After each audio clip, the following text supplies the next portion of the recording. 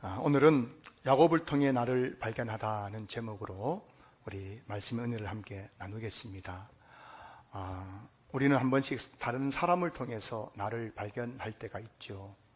그래서 저는 사람을 관찰하는 것을 굉장히 좋아합니다. 그래서 참 어떨 때는 다른 분들이 저를 오해할 수도 있겠지만 마트에 가서도 제가 사람들을 유심히 관찰해요. 물건 고르는 모습도 관찰하고 또 계산하는 모습도 관찰하다 보면 그 사람들의 모습 속에서 제 마음의 감정들, 갈등들 이런 것들을 참 발견할 때가 참 많이 있죠. 특히 가정에서도 저에게 두 아들이 있는데 두 아들을 이렇게 지켜보면서 참 그 아들의 모습 속에서 저의 허물들, 제 약함들, 저의 죄악들을 깨닫게 될 때가 참 많습니다. 여러분도 마찬가지입니다. 그냥 쉽게 지나가니까 그렇죠. 한 사람 한 사람 관찰해 보면 그 사람들 속에서 하나님께서 나를 발견하게 하실 때가 많이 있죠. 영화를 보고 드라마를 볼 때도 마찬가지입니다. 그 등장인물을 가만히 유심히 관찰해 보면요, 그 등장인물을 통해서 나를 깨닫고 나를 발견할 때가 참 많이 있습니다. 등장인물이 찬 그 상황 속에서 나의 상황을 발견하게 되고 또 등장인물이 겪고 있는 그 모습 속에서 때로는 대리만족을 얻거나 또 동병상련의 아픔을 느낄 때가 있지요. 이게 다 보면은 사람을 통해서 나를 발견하는 겁니다. 그럼 성경도 마찬가지입니다. 우리가 성경에 나오는 성경인물을 통해서 참 내 믿음의 현주소를 발견하고 내 믿음 없음을 또 발견하고 나의 죄악을 발견할 때가 있습니다. 그래서 우리 성도님들은 늘 다른 사람을 통해서 나를 발견하고 또 나를 발전시켜 나가는 그런 성도들 되었으면 좋겠습니다. 김기현 목사님이 쓴 내 안에 야곱 DNA라는 책이 있습니다. 내 안에 야곱 같은 야곱의 DNA가 있다는 겁니다. 그래서 거기에 보면은 책 내용 중에 이런 내용이 나와요. 다윗보다 세속적이고 삼손보다 거룩한 야곱, 영적인 듯 하면서도 육적인 사람, 순수한 듯 하면서도 그렇지 않는 야곱. 여러분, 우리 모습 아닙니까? 다윗보다는 좀 세속적이고 삼손보다는 조금 거룩한 것 같고 또 영적인 듯 하면서도 얼마나 또 육적인지, 또 순수한 듯 하면서도 그렇지 못한 야곱처럼 또 약삭 빠르고 또 남을 썩이고 하는 그런 야곱의 모습, 그게 바로 우리의 모습이 아닌가 싶습니다. 그래서 그 내용에 보면 이런 얘기 나와요. 우리 모두 야곱과 같은 사람이기에 야곱은 나고 나는 야곱이다, 그런 얘기 나와요. 그래서 성경에 나오는 야곱을 통해서 우리는 나를 발견할 수 있다는 것이죠. 그래서 오늘 본문은 야곱에 관한 이야기인데요, 오늘 이 야곱을 통해서 저와 여러분들이 나를 발견할 수 있는 그런 시간 되었으면 좋겠습니다. 여러분, 야곱은 어떤 사람이었습니까? 야곱은 태어날 때부터 그 쌍둥이 형 에서의 발꿈치를 붙잡고 태어난 사람이었음을 성경이 말씀하고 있죠. 여러분, 쌍둥이가 태어나는데 나중에 태어난 그 아이가 형 발꿈치를 탁 잡고 있는 거예요.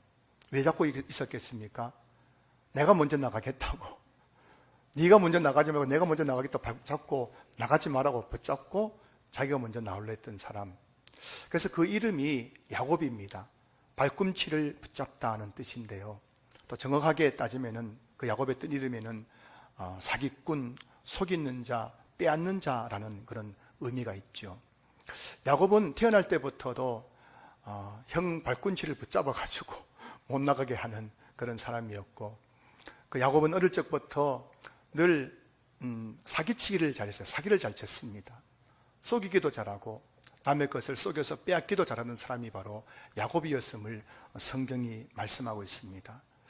성경에는 야곱에 대한 아주 중요한 사건들만 기록해 놓아서 그렇죠. 야곱이 어릴 적부터 매일매일 야곱의 삶들을 일기영시로 우리가 살펴본다면 야곱의 삶에는 늘 사기를 잘 쳤어요. 말을 해도 거짓말 잘하고요, 또 속이기도 잘해요. 감쪽같이 속이기도 하고, 또 그래가지고 다른 사람 걸 막 빼앗는 거예요. 빼앗고 그게 바로 야곱의 삶이었습니다. 팥죽 한 그릇에 형의 장자권을 빼앗다시피 했지 않습니까? 들에 가서 사냥하고 돌아온 형 에서가 배가 고픈데 동생 야곱이 팥죽을 쓰고 있었어요. 그 한 그릇만 좀 달라 했더니만 안 준대요. 형 장자권 내게 넘기면 주겠다는 겁니다. 그 형이 배고파가지고 어떻게 했습니까? 거의 빼앗기다시피 해가지고 팥죽을 얻어먹은 것 아닙니까? 나중에는 그 야곱이 형이 받아야 될 장자의 축복을 눈이 어두운 아버지를 속이고 대신 가로챘던, 빼앗았던 사람, 그게 바로 야곱이지요. 이게 여러분 대표적인 야곱의 모습이지만 그의 삶 전반이 이와 같았다는 겁니다. 남 잘되는 꼴을 못 보는 거예요. 막 발꿈치 붙잡아가지고 끌어내리고 끌어당기고 사기치고 썩이고 빼앗고 남 잘되는 꼴 못 보고, 그게 바로 야곱의 모습이었어요. 그 형의 장자의 축복을 빼앗은 것 때문에 형 에서를 피해가지고 외삼촌 라반의 집에 20년이 있지 않았습니까? 성경을 보면 그 20년의 야곱의 삶 속에 하나님이란 단어가 나오지 않습니다. 그의 삶 속에 하나님은 없어요.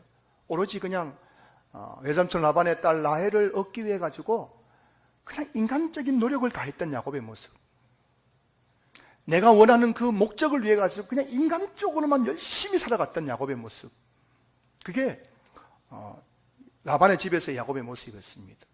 그리고 외삼촌 라반의 양을 빼앗기 위해 가지고 온갖 방법을 다 동원해 가지고 어떻게 하든지 야곱 그 외삼촌 라반의 양을 야금 빼앗아 갔던 사람, 그게 바로 야곱의 모습이었습니다.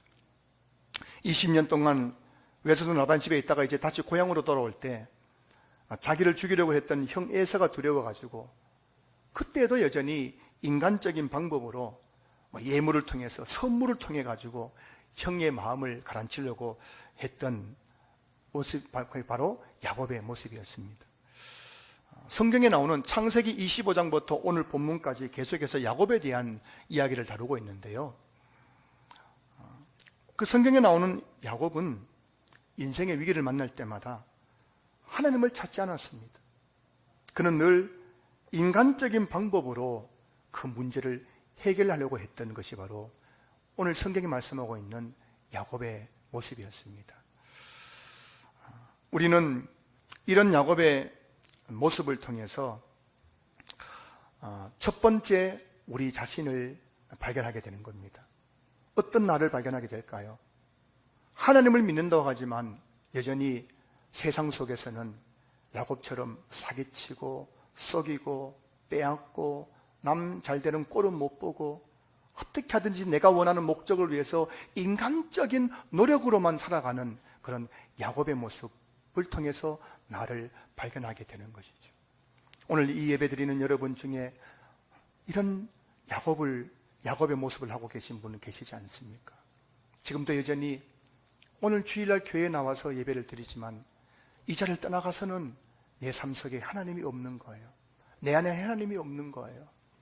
여전히 그냥 세상 사람들과 똑같이 적당히 사기치고 적당히 거짓말하고 어떻게 하든지 그냥 남의 것을 빼앗고 남 잘된 꼴을 못 보고 어떻게 하든지 내가 원하는 그 목적을 위해서 밤낮으로 그냥 열심히 살아가고 있는 그런 나의 모습 발견하고 있는 분 계시지 않습니까?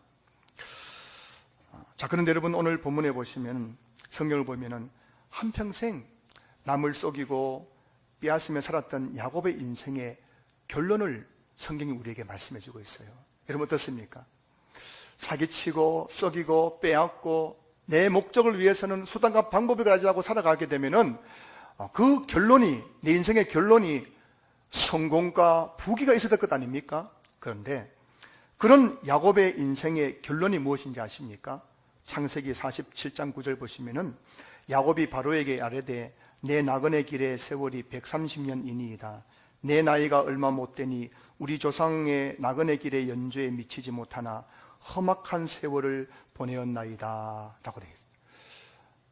야곱이 자기의 130년 인생을 이렇게 한마디로 정의하고 결론 내리는데 뭐라고요? 험악한 세월을 보내었다는 겁니다. 여기서 험악한이라는 히브리 단어의 뜻이 뭐냐면 나쁘다, 좋지 않다는 거예요. 1차적으로 야곱이 자기 인생 130년 인생에 대해서 만족해요, 못해요? 못하고 있는 거예요. 내 인생은 나쁩니다, 좋지 않습니다. 내 인생은 실패했다는 것이죠. 그리고 이 험악한이라는 히브리 단어의 또 다른 의미가 뭐냐면은 신체적 고통이나 정신적, 감정적 고통을 이렇게 느낄 때 사용되는 단어이거든요. 지금 야곱이 어떤 상태입니까? 한평생 그냥 130년 동안 사기치고 썩이고 빼앗고 인간적인 방법으로 내 목적과 성공을 위해 살아왔던 그의 인생에 남은 것이라고 뭐라고요? 육체적인 고통, 정신적인, 감정적인 고통밖에 남은 게 없다는 것입니다.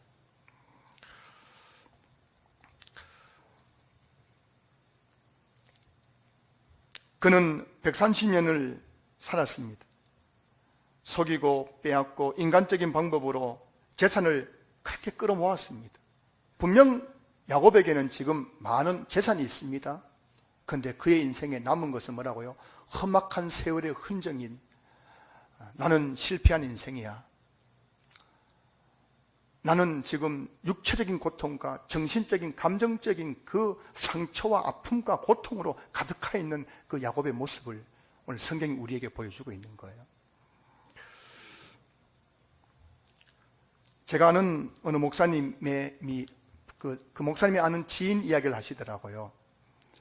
이제 제가 관계를 잘 보셔야 됩니다. 제가 아는 목사님의 뭐라고요? 지인분의 이야기입니다.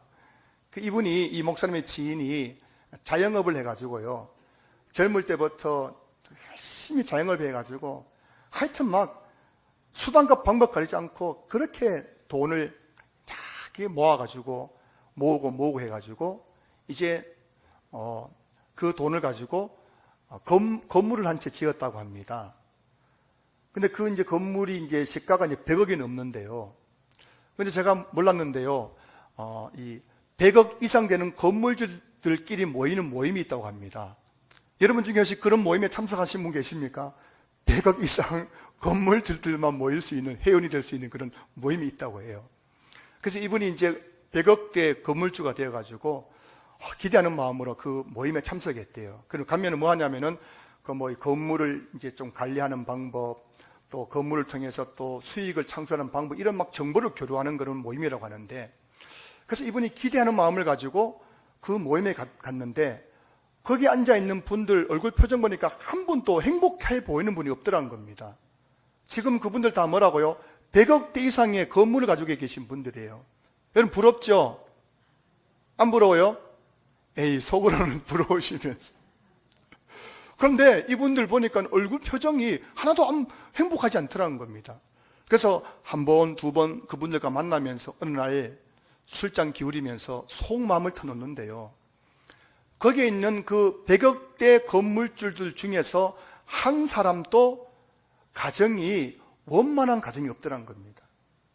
부부가 이혼 직전에 돼가지고요. 부부가 그냥 남처럼 살아가고 있는 사람이 있는가 하면은 자녀들이 탈선해가지고요. 부모가 돈이 많으니까 탈선해가지고 맨날 그냥 골치를 앓는 그런 그 사람이 있는가 하면은, 아니 부모가 버젓 살아있는데 벌써부터 그 100억대의 건물 가지고 자식들끼리 유산 싸움하는 그런 사람이 있는가 하면은, 명절만 되면은 찾아와가지고 술주정하면서 돈 내라고 하는 행패 부리는 그런 자녀가 있는 그런 사람이 있는가 하면은, 거기에 있는 사람들이 지금까지 살아오면서 100억대 건물을 얻기 위해서 그렇게 열심히 살아왔는데 남은 것이라고 뭐라고요? 험악한 세월밖에 남은 게 없더라는 거예요. 그 중에 한 사람도 행복한 삶이 없더라는 겁니다. 가정다운 가정이 한 사람도 없더라는 거예요. 그 이야기를 듣고 또 저에게 전해주는 것을 제가 들었습니다. 여러분, 지금 하나님께서 야곱에게 원하셨던 것은 무엇일까요? 하나님께서 야곱에게 원하셨던 것은 야곱이 하나님께 순종하는 삶을 살기를 원하셨겠죠. 그런데 야곱은 어떻게 했다고요? 그의 인생에 창세기 25장 이후에 나오는 야곱의 인생에는 하나님이라는 단어가 나오지 않습니다. 야곱이 하나님을 찾았다는 내용도 나오잖아요. 하나님이 야곱을 찾아온 적은 있어도 야곱이 찾은 적이 없었다는 겁니다. 그래서 창세기 32장을 보면 하나님께서 야곱의 이름을 바꿔주는 그런 장면이 나와요. 창세기 32장 28절 보시면은 그가 이르되 내 이름을 다시는 야곱이라 부를 것이 아니요 이스라엘이라 부를 것이니 이는 내가 하나님과 및 사람들과 겨루어 이겼음이니라. 이게 뭐냐면은 야곱이란 이름의 뜻이 뭐라고요? 사기꾼, 속이는 자, 빼앗는 자, 인간적인 방법으로 살아가는 자를 상징하는 단어가 바로 야곱이라는 이름 아닙니까? 그런데 하나님께서 이제 내가 너를 다시는 야곱이라 부르지 않고 뭐라고요? 이스라엘이라 부르겠다 하고 있는 겁니다. 근데 이스라엘이라는 이 이름의 뜻이 뭐냐면은 하나님의 도움을 받아 싸우는 자라는 의미인 거예요. 여러분, 이 이스라엘이 어떤 사람이라고요? 이 이름의 뜻이 뭐라고요? 인생을 살아가면서 하나님의 도우심을 받아서 그 인생의 문제 하나를 싸워서 헤쳐나가는 사람, 이게 바로 이스라엘이라는 뜻이군요. 그 하나님이 지금 창세기 32장에서 야곱에게 찾아오셔서 야곱아, 내가 이제 너를 야곱이라 부르지 않고 이스라엘이라고 너의 이름을 새로 주겠다는 것입니다. 제발 속이고 빼앗고 인간적인 방법으로 살아가지 말고 하나님의 도우심을 받아서 살아가는 사람이 되어라는 그런 의미 아니겠습니까? 그런데 여러분, 창세기 32장 이전에도 그렇고 창세기 32장 이후에도 그렇고 야곱의 삶에는 하나님이 없습니다. 순전히 야곱은 무슨 일을 만나든지 어떻게 합니까? 속이고 빼앗고 인간적인 방법으로 그 자신이 원하는 것을 쟁취 같던 삶이 바로 야곱의 삶이었던 겁니다. 자, 그래서 하나님께서 야곱에게 어떻게 하셨단 말입니까? 하나님은 야곱에게 130년이라는 험악한 세월을 통해서 그를 연단하셨다는 거예요. 오늘 이 야곱의 모습 속에서 우리가 두 번째 발견하는 나의 모습이 뭔가 하면 여러분, 바로 하나님께 연단받고 있는 나의 모습을 발견하게 되는 거예요. 여러분 중에도 혹시 지금 내 인생이 참 험악하다 싶은 마음이 드시는 분이 계신지 모르겠어요. 나 인생 잘못 살았어. 정말 내 인생 실패자야.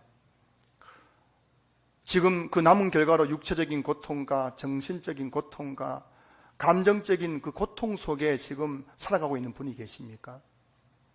그런 분이 계시다면 지금 여러분들은 이 야곱을 통해서 두 번째 나를 발견해야 되는 거예요. 지금 내가 뭐라고요? 하나님의 연단을 받고 있는 거구나. 이걸 발견해야 된다는 겁니다. 하나님께서 사람을 연단하는 방법은 크게 두 가지입니다. 사무엘하 7장 14절 말씀 보시면은 나는 그에게 아버지가 되고 그는 내게 아들이 되리니 그가 만일 죄를 범하면 내가 사람의 매와 인생의 채찍으로 징계하려니와 라는 말씀이 나와요. 말씀에서 띄워주시기 바랍니다. 여러분, 하나님과 우리 관계는 어떤 관계라고요?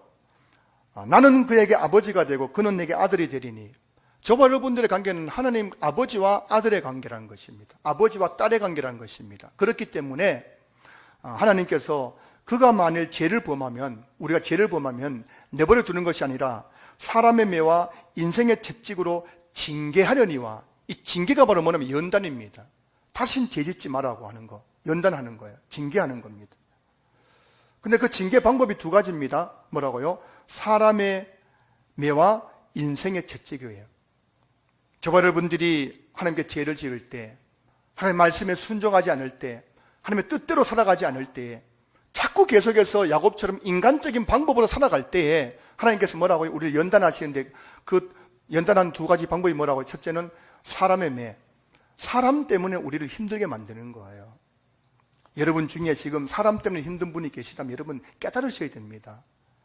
여러분, 사람이 이유 없이 나를 힘들게 하는 게 아닙니다. 여러분 중에는 저 사람이 왜 내 이렇게 할지 싶지 모르지만 이유 없이 사람들이 나를 힘들게 하는 게 아니에요. 여러분, 그 속에서 야곱을 발견해야 됩니다. 야곱을 보십시오. 형 에서를 통해서, 외삼촌 라반을 통해서, 12아들들을 통해서 얼마나 많은 사람의 매를 맞았습니까? 야곱은 사람 때문에 정말 많은 고통을 겪었고 연단을 받았던 것입니다. 오늘 저와 여러분들이 오늘 이 야곱의 모습 속에서 내 자신을 발견해야 돼요. 왜 내가 이렇게 실패했는가? 왜 사람들이 나를 이렇게 힘들게 하는가? 왜 내 인생이 이렇게 고난과 환난이 끊어지지 않는가? 그 이유를 보셔야 되는 겁니다. 그것은 바로 하나님이 지금 뭐라고요? 나를 연단하는 때라는 사실을 깨달으셔야 되는 거예요. 오늘 여러분 중에서 정말 그렇게 내 자신을 발견하는 분이 있다면 여러분들에게 정말 앞으로 축복이 있을 것입니다.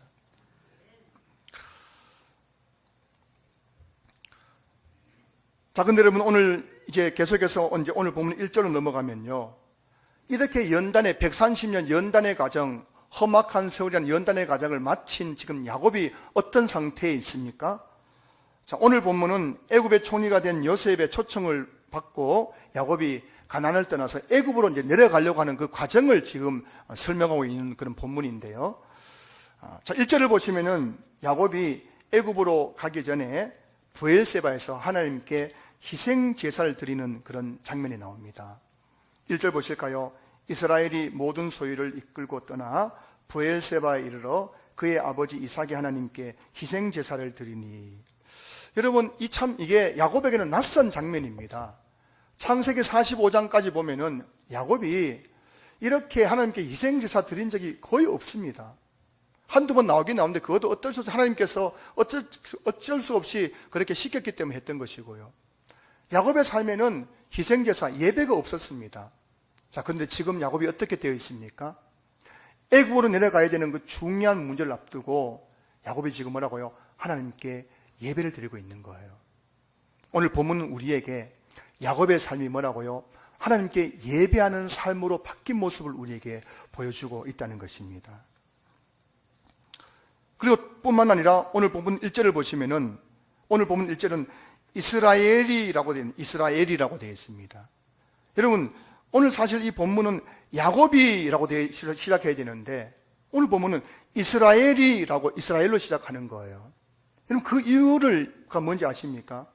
지금 오늘 본문 창세기 46장에 나오는 야곱은 더 이상 야곱이 아니라, 즉 썩이고 빼앗고 사기치고 인간적 방법으로 살아가는 야곱이 아니라 이제 그는 뭐라고요? 하나님의 도우심을 받아 살아가는 이스라엘로 바뀌어져 있는 야곱의 상태를 지금 우리에게 보여주고 있는 겁니다. 그 많은 연단의 과정을 거치고 나서 오늘 본문에 나오는 야곱은 뭐라고요? 중요한 인생의 문제를 만났을 때 먼저 함께 예배를 드리고 있는 모습, 그리고 더 이상 속이고 빼앗고 사기치고 인간적인 방법으로 살아가는 야곱이 아니라 이제는 하나님의 도우심을 받아 살아가는 바로 이스라엘의 삶을 살아가고 있는 야곱을 우리에게 지금 보여주고 있다는 겁니다. 한마디로 이 야곱이 여러분 변했어요. 그렇게 인본주의 삶을 살았던 야곱이 이제 신본주의 신앙으로 바뀐 거예요. 자기 자신을 믿고 살아갔던 야곱이 이제는 하나님을 믿고 의지하고 도움을 구하는 이스라엘로 바뀌었다는 것을 오늘 본문이 우리에게 보여주고 있는 겁니다. 오늘 이 본문 속에 나오는 야곱을 통해서 우리는 세 번째로 우리 자신을 발견하게 되는 거예요. 어떤 나를 발견하게 되는 겁니까? 참 지난 날에 나도 많은 고난이 있었고 환난이 있었는데 돌이켜보니까 그 고난과 환난이 이렇게 나의 믿음을 성숙시켰노라고 고백하는 나를 발견하게 되는 거예요. 저도 2000년도에 신학교에 갈 때 참 이제 2000년 처음 신학교에 가서 전사 사역을 하는데 제가 그때 생각하면 부끄러워서 지금도 얼굴이 화끈화끈거릴 때가 많습니다. 얼마나 미숙하고 얼마나 혈기가 많고 남 잘되는 꼴을 못 보고 작은 불의에도 그냥 버럭버럭 그냥 지적하고 그래서 자꾸 성도하고도 충돌하고 했던 그런 미숙했던 저의 모습. 그랬던 저를 23년이 지난 지금 하나님께서 아직도 부족한 모습이지만 다듬어가지고 이 경지에 오르게 하신 하나님. 여러분이 웬만큼 저를 막 자극해도 저 화를 잘 안 냅니다. 저는. 옛날가 됐으면 여러분 저희들 다 죽었습니다. 전도실에 저를 만났으면 여러분 다 저희들 한 주먹 다 죽었어요. 그러니까 이제는 여러분이 아무리 저를 쿡 찔러도 웬만해서는 제가 화를 내지 않습니다. 얼마나 많은 제가 연단을 겪었는지 몰라요. 사람의 매, 사람 때문에 많은 연단을 겪었고요. 또 제 개인적으로 또 고난과 환난 속에서 그 많은 연단 받고 나니까요. 이제는 그 웬만한 건 아무것도 아니더라고요, 여러분. 교회에서 뭐 이렇다 저렇다 해도 그거 아무것도 아니더라고요. 저는 사실 오늘 이 본 설교 준비하면서 오늘 보면 1절에 나오는 그 야곱, 하나님께 예배 드릴 줄 몰랐던 그 야곱이 이제는 하나님 앞에서 먼저 예배 드리는 모습을 보면서 참 인간적인 열심을 가지고 열심히 그렇게 살아갔던 야곱이 이제는 하나님의 도우심을 구하는 모습으로 바뀌는 야곱을 보면서 지금 변해져 가고 있는 저 자신을 발견하고 있는 거예요. 여러분 어떻습니까? 여러분 지금 변하고 있습니까? 여러분 여전히 지금 첫 번째 단계의 야곱이신가요? 여전히 지금 아무 생각 없이 하나님은 없고 그냥 인간적인 방법으로 지금 열심히 살아가고 있는 그런 야곱의 모습입니까? 아니면 지금 여러분들 연단에 빠져가지고 왜 저 사람이 날 이렇게 괴롭히고, 왜 내가 부모 잘못 만나고, 왜 우리 가정은 이 모양 이 꼴이고, 왜 나는 하는 것마다 안 되고, 이런 자리에 서 계신 두 번째 야곱이십니까? 연단에 받고 있는 야곱이십니까? 아니면 세 번째, 그 모든 연단을 거치고 이제 어느덧 이제 하나님이 나를 이렇게 단련시켰구나, 그것을 깨닫고 있는 야곱의 모습이십니까? 자, 오늘 본문에서 이제 마지막으로 한 번 더 오늘 본문 속에 야곱을 통해 또 다른 나를 발견하게 되는데요. 지금 야곱은 요셉의 초청으로 애굽에 내려가려고 하고 있지 않습니까? 그런데 그 야곱 마음속에 지금 두려움이 있더란 거예요. 두려움이 있더란 겁니다. 얼마나 좋은 일입니까? 죽었던 아들이 살아있고 그 아들이 애굽의 총리가 되어서 아버지를 지금 애굽으로 이민 오라고 하고 있으니까 얼마나 기쁘고 좋은 일이겠습니까? 그런데 그 야곱의 마음속에 두려움이 있는 거예요. 지금 내가 애굽으로 내려가는 것이 옳은 일인가? 하나님께 주시는 약속의 땅을 버리고 애굽으로 가는 것이 옳은 일인가? 애굽으로 가서 혹시 또 고난을 당하는 것은 아닐까? 애굽 사람들이 우리를 해치는 것은 아닐까? 많은 지금 마음속에 두려움이 있더란 겁니다. 그 두려움을 간파한 하나님께서 3절 보시면은 하나님이 이르시되 나는 하나님이라 내 아버지의 하나님이니 애굽으로 내려가기를 두려워하지 말라. 내가 거기서 너로 큰 민족을 이루게 하리라. 그 하나님께서 그 야곱 속에는 두려움을 간파하신 거예요. 여러분 오늘 여러분들 지금 마음을 감추고 이 자리에서 앉아 계신지 모르지만 하나님은 여러분들 마음을 다 간파하고 있다는 사실을 아셔야 됩니다. 여러분 마음속에 있는 두려움도 아시고 염려도 아시고 걱정도 아시고 우리의 모든 것을 다 알고 계신 하나님, 오늘 하나님은 그 야곱 안에 있는 그 두려움을 보시면서 야곱아 두려워하지 말라는 겁니다. 여러분 왜 야곱이 이렇게 두려워했던 것일까요? 그 이유는 지금 야곱은 애굽으로 내려가는 것이 하나님께서 계획하신 일이라는 사실을 깨닫지 못하고 있기 때문이에요. 비록 지금 예배도 드리고 희생제사도 드리고 그 이름이 이스라엘로 바뀌기도 했지만은 여전히 그 마음속에는 순간순간 두려움이 찾아오고 있는 모습 속에서 오늘 우리 자신을 발견하는 것 아니겠습니까? 저와 여러분들도 얼마나 두려움을 느낄 때가 많은지 몰라요. 직장 생활에 대한 두려움, 잘리면 어떻게 하나, 사람들이 나를 왕따시키면 어떻게 하나, 사업장을 경영하면서도 이거 망하면 어떻게 하나, 문 닫으면 어떻게 하나, 손님이 안 오면 어떻게 하나, 이 두려움들. 여러분 생활 때는 목사가 팔자 좋은 것 같죠? 맨날 그냥 걱정 근심도 없이 그냥 잠잘 때로 코를 드르렁 걸면서 잠을 잘 잘 것 같지만 저의 마음속에도 참 두려움이 엄습이 올 때가 얼마나 많은지 몰라요. 여전히 새벽마다 하나님 앞에 기도를 하고 있고 말씀 붙잡고 살아가지만 여전히 제 삶 속에 문득문득 찾아오는 그는 알 수 없는 두려움. 어느 성도님이 제게 그런 고백을 하시더라고요. 목사님, 아무 일도 없는데 왜 이렇게 내 마음이 두려운지 모르겠어요. 그게 여러분 오늘 우리의 모습 아닙니까? 오늘 이 야곱이 두려워하는 야곱 속에서 우리 자신을 발견하고 있지 않습니까? 그런데 여러분 야곱이 왜 이렇게 두려워하고 있다고요? 하나님의 하시는 일이라는 것을 깨닫지 못하기 때문인 거예요. 자, 창세기 45장 7절부터 10절까지 말씀 보시면은 하나님이 큰 구원으로 당신들의 생명을 보존하고 당신들의 후손을 세상에 두시려고 나를 당신들보다 먼저 보내셨나니 그런즉 나를 이리로 보내신 이는 당신들이 아니요 하나님이시라. 하나님이 나를 바로에게 아버지로 삼으시고 그 온 집의 주로 삼으시며 애굽 온 땅의 통치자로 삼으셨나이다.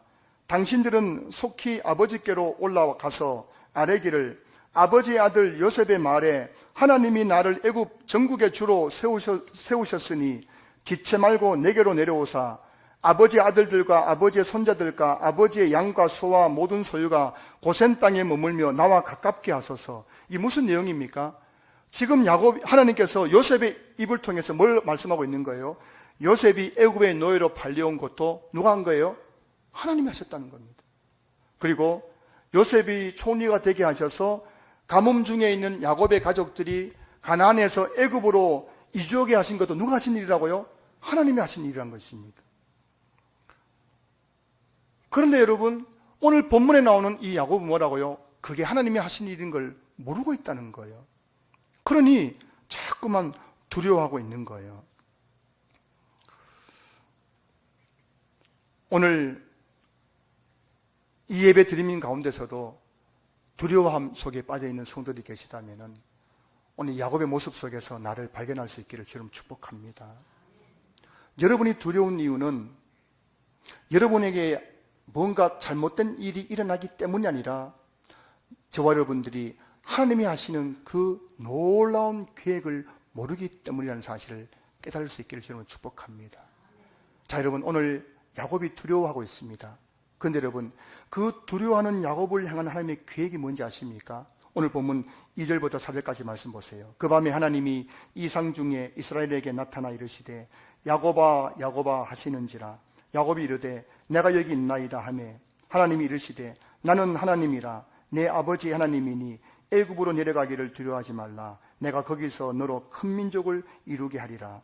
내가 너와 함께 애굽으로 내려가겠고 반드시 너를 인도하여 다시 올라올 것이며 요셉이 그의 손으로 내 눈을 감기리라 하셨더라. 여러분, 한번 이 본문을 한번 보십시오. 지금 야곱은 두려움 속에 빠져 있습니다. 내가 애굽 가면 어떻게 하나, 잘못되면 어떻게 하나 두려워하고 있을 때 하나님은 애굽으로 내려가는 야곱을 향해서 놀라운 계획을 가지고 있지 않습니까? 애굽으로 내려가기를 두려워하지 말라. 내가 거기서 너로 큰 민족을 이루게 할 것이다. 여러분, 여러분이 두려워하는 그 문제, 그 일들을 여러분들이 행할 때 하나님은 그 일을 통해서 여러분 삶 속에 놀라운 일을 행한다는 사실을 여러분 믿을 수 있기를 소망합니다. 너무나 많은 성도님들 두려움 때문에 멈칫할 때가 많죠. 두려움 때문에 하나님 말씀에 순종하지 못할 때가 너무나 많죠. 근데 지금 야곱은 어떻습니까? 하나님께서 너로 큰 민족을 이루게 할 것이다. 애굽으로 내려가면 너를 큰 민족으로 만들어줄 거라는 것입니다. 야곱은 두렵습니다. 애굽 내려가는 것이. 하지만 하나님은 애굽 내려가는 야곱을 통해서 큰 민족을 이루겠다는 거예요. 그리고 뭐라고 말씀하고 있습니까? 내가 거기서 내가 너와 함께 애굽으로 내려가겠고 반드시 너를 인도하여 다시 올라올 것이다. 여러분, 두려워하는 야곱에게 하나님 뭐라고 말씀하고 있습니까? 내가 너와 함께 애굽으로 내려가겠다는 거예요. 그리고 내가 너를 인도하게 하겠다는 겁니다. 인도하겠다는 거. 오늘 저와 여러분들에게 주시는 하나님의 약속의 말씀인 줄로 믿습니다. 여전히 두려움이 가득한 세상을 살아온 저 여러분들에게 하나님께서는 여러분, 우리가 알지 못하는 크고 놀라운 계획을 가지고 우리와 함께 하시고 지금도 우리 인생길을 인도하고 계신 줄로 믿습니다. 여러분, 이렇게 하나님의 계획을 알게 되자 야곱은 어떻게 합니까? 6절 7절 보십시오. 그들의 가축과 가나안 땅에서 얻은 재물을 이끌었으며 야곱과 그의 자손들이 다 함께 애굽으로 갔더라. 이와 같이 야곱이 그 아들들과 손자들과 딸들과 손녀들 곧 그의 모든 자손을 데리고 애굽으로 갔더라. 오늘 보면 6절 7절에 계속해서 야곱이 애굽으로 갔더라 되어 있는 겁니다. 왜 이렇게 두 번이나 강조하고 있다고요? 지금 이 야곱이, 그 두려움 속에 있던 야곱이 하나님의 그 놀라운 계획을 발견하고 되자 그 마음속엔 두려움을 떨쳐버리고 담대하게 애굽으로 내려갔다는 사실을 우리에게 말씀해 주고 있는 거예요. 여러분, 두려움 때문에 하나님의 말씀 앞에 순종하지 못한 분들 계십니까? 여러분, 오늘 하나님께서 여러분들의 그 두려움 속에서도 여러분을 향한 놀라운 계획이 있음을 믿을 수 있기를 주로 축복합니다. 예배 드리기를 두려워하지 마십시오. 기도하기를 두려워하지 마십시오. 말씀에 순종하기를 두려워하지 마십시오. 여러분들 직장에 나가서 세상에 나가서 내가 말씀대로 살다가 잘못되면 어떻게 하나 두려울 때가 있지만 여러분, 그 두려움 속에서도 여러분들이 말씀에 순종할 때 하나님은 여러분을 통해서 놀라운 계획을 성취해 가실 줄 믿습니다. 산성도 여러분, 매일매일 두려움 속에서 살아가고 있지는 않습니까? 왜 이렇게 두려운지 모르겠어요. 직장 다니는 것도, 공부하는 것도, 학생들이 사업하는 것도, 참 저처럼 목회하는 것도, 때로는 사람을 만나는 것도 너무너무 두렵습니다.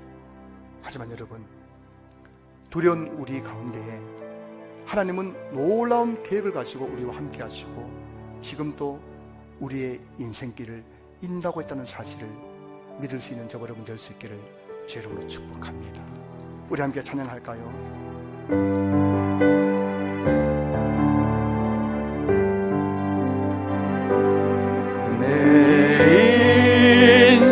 여정 끝내요 강 건너 언덕 이를 때 하늘문 향해 바라리 예수 인도하셨네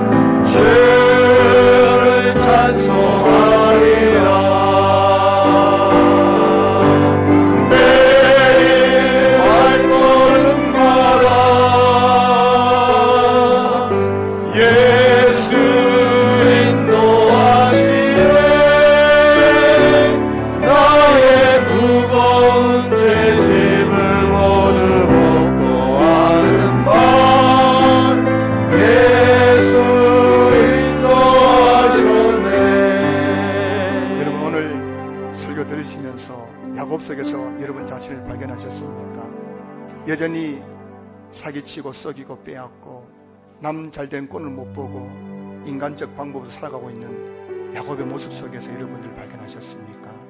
아니면 지금도 참 나는 실패한 인생을 살았어, 왜 이렇게 내가 고통이 많은가 하면서 하나님의 그 연단 가운데 있는 그 야곱의 모습 속에서 나를 발견하셨습니까? 아니면 그 연단을 다 마치고 하나님 앞에 예배드리고 하나님의 도우심을 구하며 살아가고 있는 변화된 야곱의 모습 속에서 나를 발견하고 계십니까? 사랑하는 성도 여러분, 오늘 하나님은 저와 여러분을 향해서 놀라운 계획을 가지고 계십니다. 여러분들이 아마 하나님께서 여러분을 한 분 한 분을 향해 가진 계획을 그걸 들여다보는 순간 깜짝 놀라실 거예요.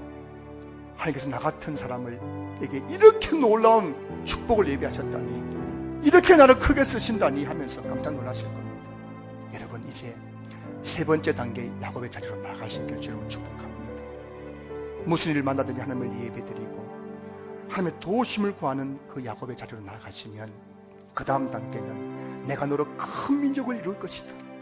내가 너와 함께 애굽으로 내려갈 것이고 너를 인도하여 다시 이 가나안으로 돌아오게 할 것이다.